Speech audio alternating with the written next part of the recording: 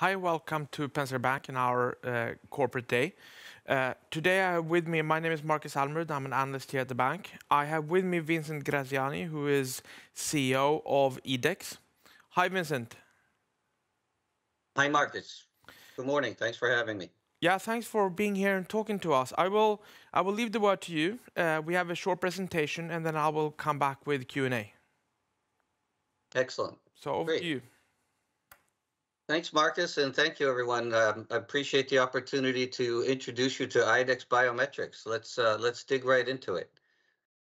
So first, I should just acknowledge the usual disclaimers that this does contain some forward-looking statements and some predictions, but beyond that, now I've made my attorneys happy. Let's move into the presentation and talk about IDEX and the large opportunity that we're addressing. So at the beginning here, the first thing I want to talk about is the size of the market opportunity.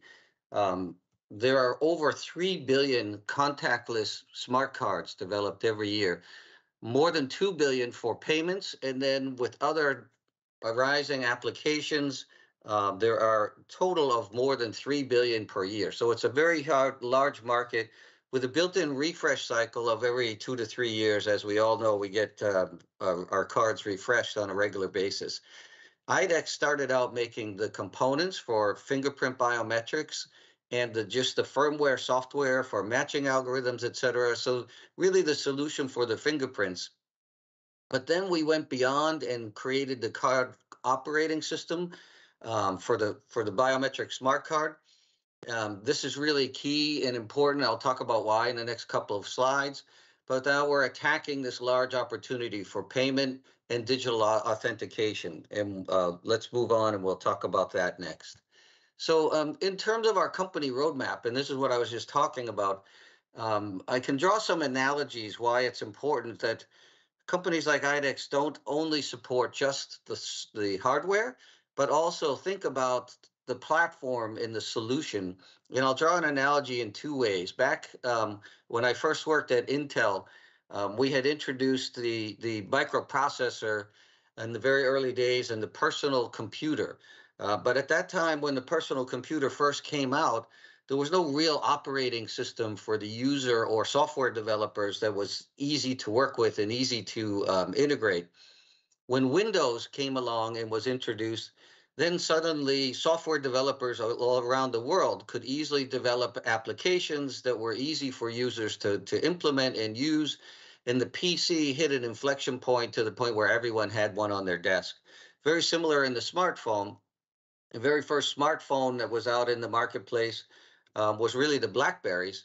But when Microsoft, I mean, when Apple and Google introduced standard operating systems in iOS and Android, where developers could add apps onto that smartphone platform, those platforms took off and became a must-have item. So really, we're doing the same thing on a much different scale, but on a biometric smart card, we now have a platform where we can add other applications, and that's enabling users to adopt the technology more quickly, and the market is now hitting that inflection point.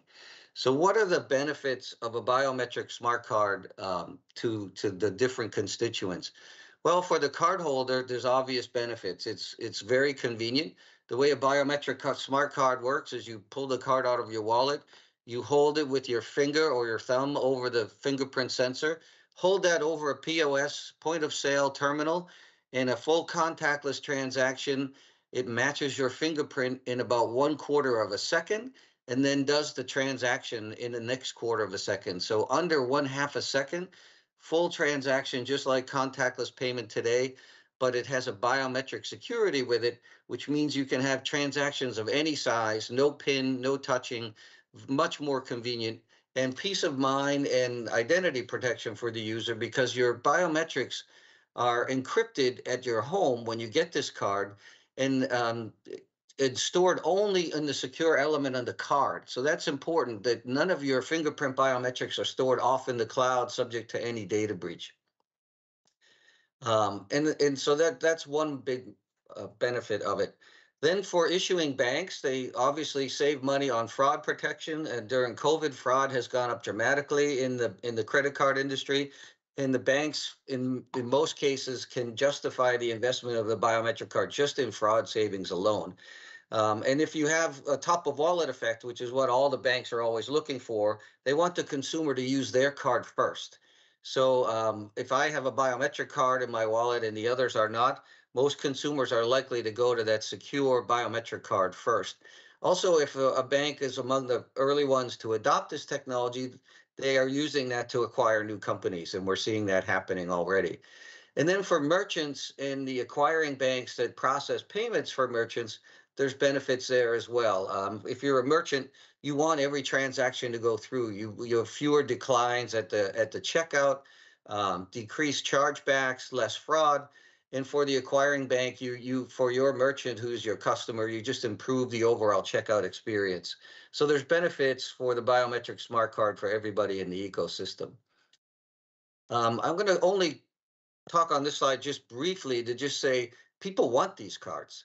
MasterCard themselves recently did a research across the globe, and regardless of which country they did the research, consumers said they would prefer to have a biometric card if it were available to them.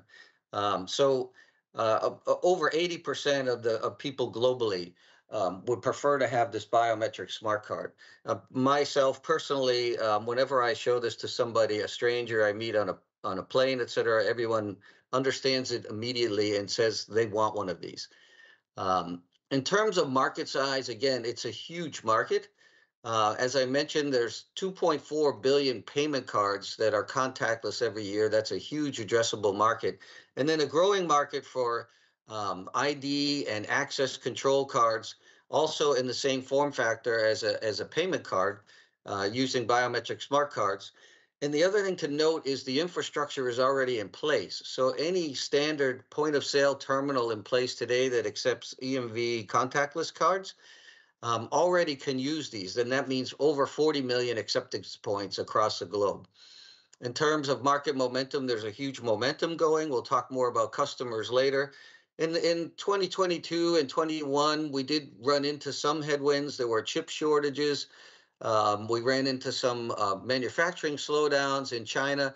Most of those are largely behind us as well. It also didn't help to have the war break out, but we're now seeing growing momentum. Most of these headwinds have abated now. So moving on. There we go. So how does this translate for IDEX in terms of what I talked about earlier? We introduced technology in 2021 that was disruptive. We've now optimized the solution, put the operating system in place to make it more accessible, and we're now hitting that inflection point. In 2023, many banks will be launching, and we're seeing this already in our building orders, et cetera, where the company is just really ready to take off. So let's move on and talk quickly about our technology. We won't go into a lot of detail, but it's important to note, there are only two suppliers globally that can provide this fingerprint technology for biometric smart cards. And IDEX has got clearly differentiated technology. We have the largest sensor in the industry, which means we capture more data with every touch. That improves the user experience. You can imagine that this biometric card has no battery, so you must be able to match the fingerprint accurately with a tiny amount of processing power and a tiny amount of power that you sip from the point of sale terminal. So there it's important to have a large sensor area, but still have low cost. Then anti-spoofing, we have the industry state-of-the-art technology that makes sure that no one can copy your fingerprint and steal your identity, your biometric identity. And then we have the services and software to enable the market to go. And as I discussed, we started out building the sensor platform, the biometric algorithms, et cetera. We built the software on top and the operating system, and now services. And that means we can also add some service revenue to our business model as well. And it's important also to note that IDEX has a rich patent portfolio. Much of our technology is patented, and patent pending. We have over 100 patents granted and over 100 patents applied for and pending. So a broad technology base, very high protective moat. And then when we talk about this, who cares about the technology, you might say, but when you think about what it enables, first we attacked payment, and now we're able to attack other emerging markets like digital access control, protecting your key applications either on your smartphone or on your PC or your corporate network by having this biometric card be work in conjunction with those devices to give you access. It's another layer of multi-factor authentication, and we're seeing that being adopted very quickly. Crypto cold wallets are also another application that are really taking off, and the recent collapse of LTX has really pushed demand even higher for crypto cold wallets. Consumers are starting to realize that you're safer to have your cryptocurrency stored in a cold wallet solution. And the nice thing about the biometrics is you don't have to remember your PIN. So you don't have a situation where years from now you have a high value crypto account, but you can't remember your PIN to access it. So we're seeing both of these as additional markets on top of payments, high demand in the digital authentication space. It's a multi-billion-dollar marketplace. And similarly on the crypto cold wallet, which is uh, an emerging market and growing very rapidly here, on top of the more than 2 billion market already. So when we talk about commercial acceleration, we already are focused on bank rollouts in Europe. 23% of all global payments are in Europe. We're very successful there. You'll see more bank launches coming. In APAC, 43% of all card payments worldwide are in APAC. We have a strong growing market there. In Japan, Malaysia, Vietnam, we have customers in across APAC. Um, and then Latin America and South America is another market where we're about to be announcing several bank launches there, large banks in Brazil and Mexico. And then you've probably seen recently we had some launches in the Middle East, and as I saw competitors there, but that's another market where this is widely accepted and growing quickly. Um, so when you look at if you're looking at IDEX to see where the inflection point is and where it really happened, we'll look for these bank launches. I mean, we recently had a capital markets day. We talked about bank launches coming. Since that time, we've now had a launch at a bank in Abu Dhabi, First Abu Dhabi Bank. We've had a launch at a bank in the UK. We just announced this week another launch together with our partner Idemia at a bank in Italy that we actually didn't even predict that one was coming out so soon. The rest of these are happening. There were actually two banks in Morocco also just announced recently this week by our competitor. So banks are really starting to launch, and we expect these other bank launches that are in the light blue here to happen very soon. So IDEX Biometrics, the technology applies to many. Many of the banks are starting with the affluent end of their portfolio, but also appeals to the tech savvy and corporate cards as well. And then those with special needs. You can imagine that Alzheimer's patients or the blind would have a big advantage for biometric cards. I talked about some of the highlights for IDEX already recently in the recent quarters. Look for more and more of these bank launches, but I think the key point is the business is really starting to take off, and we have new card manufacturing partners announced regularly. We're up to 10 partners now on our turnkey solution together with Infineon, and that list is growing, and banks will be launching around the world. So let's move on and just talk about our financial model. So we're a standard company fabless semiconductor model, which means very low capex.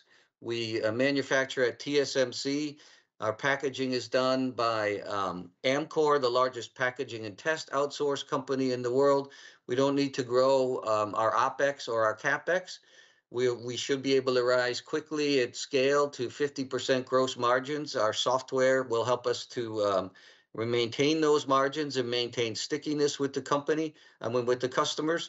And long term, we anticipate a 30% operating margin. So that's the background on the business model. So again, just to kind of summarize the whole opportunity, it's a multi-billion-dollar market opportunity. We have the industry-leading tech in a market where there's only two suppliers, um, and we're capturing the market today at a real inflection point. So that's the summary. Try to rush that into 15 minutes. And Marcus, if you had some questions for me, happy to take those as well. Yeah, yeah. I'll start off, and then we'll see how far we'll get. But maybe starting off with the topic that I'm sure you've discussed at length, and that's mobile payments and where you are in this whole thing. Because we all know that Apple Pay and Samsung Pay, etc., is growing very rapidly as well, and especially in some parts of the world. So where do you fit into all this? So we don't plan to replace that, but it's our view, and it's actually been our view for years, and it's turning out to be true. That markets where Apple Pay and Samsung Pay, basically payment with mobile, are big. Those both technologies coexist. So what we're seeing here in the U.S., for example, is payment with the mobile grew fairly quickly to about 10% of all payments, and then hasn't grown as a percentage since then. So most consumers surveyed, even the ones that use mobile payment, also use cards. And adding the biometric to the card makes the card more secure. And people are starting to also realize that their phones can be hacked and therefore are not as secure as they thought. So we think both technologies will coexist for convenience, but we're not seeing it as a major threat. Both technologies will exist going forward. Okay, okay. And looking at your press releases, I've gotten a large amount of press releases from you in recent weeks and months. So it seems really like, because you're mostly working with IDEMIA at the moment, and it seems like IDEMIA is accelerating, which also means that you're accelerating. I think that you're also using that word in your press release, that the market is accelerating. Is this something with what drives the timing of this acceleration, would you say?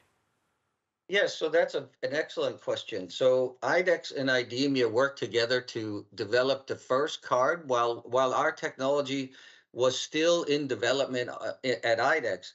IDEMIA set a card program in place, so they took a little bit of risk so they could be first to market. And then about 1 year ago, in November of 2021, the IDEMIA card was the first to get fully certified with Visa and MasterCard. So now IDEMIA has been out there evangelizing and selling the card globally. And that's why you're seeing this market acceleration happening first with IDEMIA. Now, in the meantime, IDEX has done our full turnkey platform with our own card operating system, and we've enabled now 10 other card manufacturers besides IDEMIA. Those card makers have been in development now for, in most cases, about 1 year, and they are all also in early 23. Will be going out and getting their certifications, and then we'll have a multiplying effect where instead of one big card maker like IDEMIA, there'll be 10 or 12 card makers all selling in their local markets, and we're seeing uptake by the banks. So that's what we mean. It's hitting an inflection point, and it will grow exponentially from here. So. And how important, I mean, you mentioned other card manufacturers that you are also working with, and you have the three big ones, Thales, IDEMIA, and G&D. And let's say that the rest is 30-ish%, something like that, of the global market. How important is that tail for this to take off? So you're right about the big three in the Western world, in US and Europe, but that tail is also big in other parts of the world. So we're working with one of the largest card manufacturers now in Brazil for local banks there in Brazil, which are huge consumers of cards. That's very, very important. Also in India, we're working with a local card manufacturer there that has the direct relationships with the banking networks in India and the banks there. So that long tail is very important, and each of them can drive millions of cards. And so if you look at the overall market penetration with IDEX, if we even penetrate 10% of the market, and analysts think that it'll be much higher than that by 2025. To do that globally, it's important to hit as many manufacturers as we can. And with our tech, we've made it simple for those less sophisticated card manufacturers to adopt the technology. And we're seeing the results of that now with all the new customers. So. And if we say that at the moment, it's mainly the premium users, the premium card users, for which this technology is available. And what you want to see over time is, of course, that this becomes a mass market product that is not only the 500 to 1,000 or 500 million to 1 billion cards, which is premium cards, but more the 3 billion cards, which is the mass market. What is the breaking point, do you think, for that to happen? So we're starting to see that, and I believe that it's going to be customer demand when certain markets where it goes out to the premium customer first, the banks can use that as a learning experience. But very quickly, this is a technology easy to understand, and when consumers see it, they want it at all levels of the banking portfolio. And our technology enables a price and cost point for the banks that they can offer it across the portfolio. And you saw FAB in Abu Dhabi, they actually offered it day one across their portfolio. And we see more and more banks that are going to offer more broadly and not just to the premium segment. Mhm. And then finally, I think we're running out of time, but it would be interesting to hear. You were saying several times that you have basically two companies. It's that which is doing this and are available to do this. Then you have Samsung a little bit on the side, but it's mainly the two of you. Do you see any emerging competition anywhere else, or are the barriers? Are you so far ahead so that will basically, you think, be a duopolistic market going forward?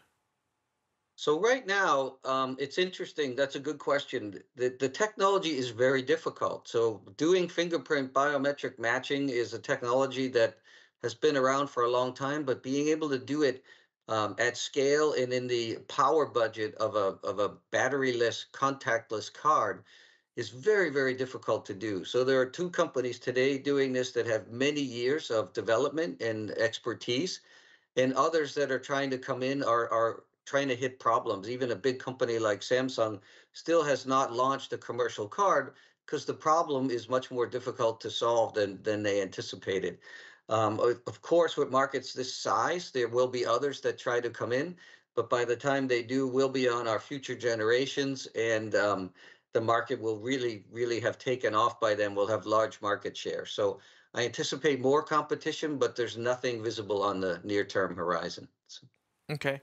Unfortunately, we're out of time. I could go on, but thank you very much for coming here and talk to us. thanks very much, Marcus. I And really hope to speak to appreciate you soon. the opportunity. Thank you. And thank you for listening.